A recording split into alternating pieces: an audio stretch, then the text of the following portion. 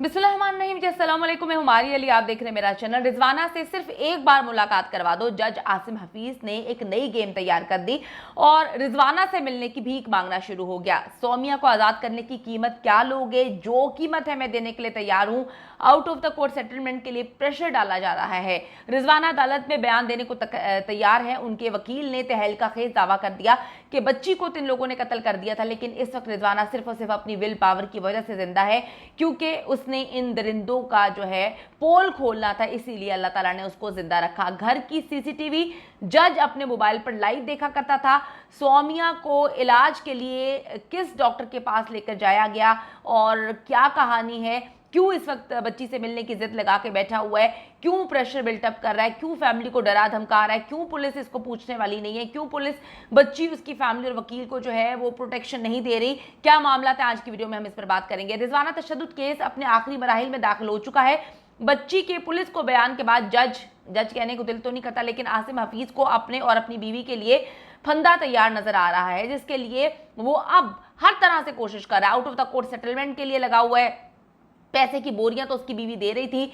Police को investigation करनी चाहिए, जज साहब को भी इन्वेस्टिगेशन करवानी चाहिए कि इनके घर में बोरियां भर भर के पैसा कहां से आया, क्या ये जो जजमेंट देते थे पैसे लेकर, बोरियां लेकर जो है लोगों को रिहाई करवाते थे? क्योंकि जिस तरह से ये अपनी बीवी को बचाने के लिए, अपने आप को बचाने के लिए out of the court settlement कर रहे हैं, इससे ये अंदाजा लगाया जा सकता है कि ये बाकी लोगों को भी शायद कहा करते थे कि out of the court settlement करें और जो आप लोग कहेंगे मैं उसका फैसला देने के लिए तैयार हूं। बच्ची के पुलिस को बयान के बाद जज आसिम हफीज जो है वो काफी परेशान नजर आ रहा है। इस वक्त जज की पूरी कोशिश है कि किसी ना किसी तरीके से दरमियान में बंदे डालकर केस को रफा दफा करें, out of the court settlement करें। लेकिन जैसे जैसे मासूम रिजवाना की तबीयत बेहतर हो रही है, वो होशो हवास में वापस आ रही है, उसको बीती हुई सारी बातें याद आ रही हैं। 7 महीने के जुल्म ज्यादती जो किए गए थे वो सब उसको याद आ रहा है। तो रिजवाना के वकील फैसल जट साहब का कहना है कि हम किसी भी सूरत out of the court settlement जो है वो नहीं करना चाहते। उनके दौर में नबी करीम हजरत मोहम्मद मुस्तफ़ा सल्लल्लाहु अलैहि वसल्लम खातमुन नबिय्यीन,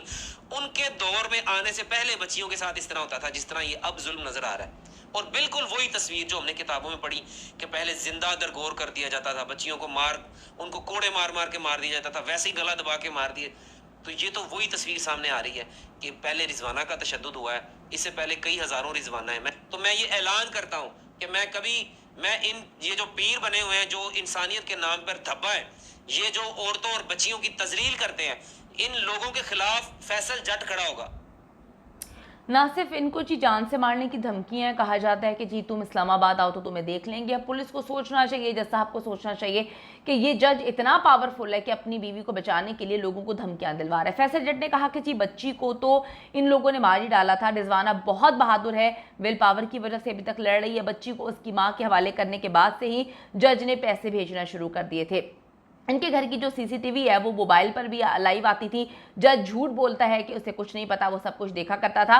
बल्कि ये भी इल्जामात लगाए गए हैं बच्ची की वालिदैन की जानिब से, वालदा की जानिब से, कि जज भी हमारी बेटी को मारा करता था। हमारी बच्ची ने बताया है कि जज भी इन सारे मामलात में शामिल था। अब वो झूठ बोल रहा है अपनी बीवी को बचाने के लिए या अपने आप को बचाने के लिए, लेकिन वो हर चीज़ का गवाह है। हमने चेक करवाया जी, सौमिया को कोई नफ्सियाती बीमारी नहीं है, ठीक है ना, उसको कभी नफ्सियाती बीमारी थी।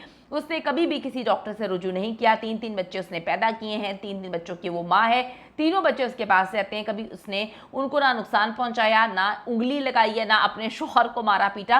तो जो जज साहब ने झूठी कहानी सुनाई है, काफ़ी ज़्यादा ट्रेंड जज साहब लगते हैं मेरे ख्याल में, जो अपनी बीवी के लिए इतना झूठ बोल रहे हैं, कहानियाँ सुनवा रहे हैं। बीवी को भी ट्रेनिंग दी गई है। तो आप सोचें कि जो क्लाइंट्स आते होंगे, यानी कि जो मुकदमात ये फेस कर रहे होते होंगे, देख रहे होते होंगे, जिनके मुकदमात लगे गए होंगे, उनको भी यही मशवरा देते होंगे कि जी पागल बना दो, ये बना दो, वो बना दो। तो इस वक्त तो अपनी बीवी को, जो कि बिल्कुल तंदुरुस्त है, सही सलामत है, उसको पागल बनाने की कोशिशें कर रहे हैं। जज के करीबी रिश्तेदारों ने इंकशाफ किया है कि रिजवाना से पहले भी एक बच्ची इनके पास थी, तशद्दुद का इन्होंने निशाना बनाया था और उसे उसके घर वाले ले गए थे। यानी कि इस पूरी फैमिली को तशद्दुद करने की बहुत ही गंदी आदत है। अगर पुलिस ठीक से तफ्तीश करे और डिलीट की हुई सीसीटीवी फुटेजेस निकाल ले तो बहुत सारे राज खुल जाएंगे। दूसरी तरफ जी, रिजवाना की तबीयत माशाल्लाह से बेहतर हो रही है। रिजवाना की तबीयत के हवाले से मेडिकल बोर्ड के सरबराह ने भी बताया कि बच्ची के कमर और सर के जख्मों की प्लास्टिक सर्जरी हम लोगों ने जो है वो करना शुरू कर दी है और दोनों हाथों का फ्रैक्चर जो है वो प्लास्टर से किया जाएगा, उसको सही किया जाएगा। रिजवाना की कमर के जख्मों के हवाले से भी उन्होंने बताया कि बेहतर हो रहे हैं, बच्ची जो है वो माशाल्लाह से खाना भी खा रही है, खतरे से बाहर है, बात करने की भी कोशिश कर रही है, लेकिन उससे बोला नहीं जा रहा। तो ये दरिंदा सिर्फ लोग हैं जिन्होंने अपने चेहरे चमाटे छोड़े हुए थे, जो हम लोगों को भी कांटेक्ट करके डरा रहे थे, धमका रहे थे और कह रहे थे कि इस केस पे बात ना करो। जब कोई ऐसे करता है ना, तो उसी वक्त मुझे शक हो जाता है कि वो कल्प्रेट है, वो गलत है, क्योंकि जो सही होगा वो कहेगा जी फेस करते हैं, दूध का दूध और पानी का पानी हो जाएगा। जब कोई किसी को डराता धमकाता है या बात करने से रोकता है, इट मीन्स कि वो अंदर से खराब होता है। अल्लाह ताला जी हम सबको अपने हिफ्ज़-ओ-मान में रखे और ऐसे दरिंदों को, ऐसे बेगैरत नीच किस्म के लोगों को, जो कि गंदे किस्म के लोग हैं, अपने आप को साइको, अपने आप को बीमार साबित करने की कोशिश कर रहे हैं, इनको नीस्तो नाबूद करे और इनको कैफरे किरदार तक पहुंचाए। आमीन सुमामीन।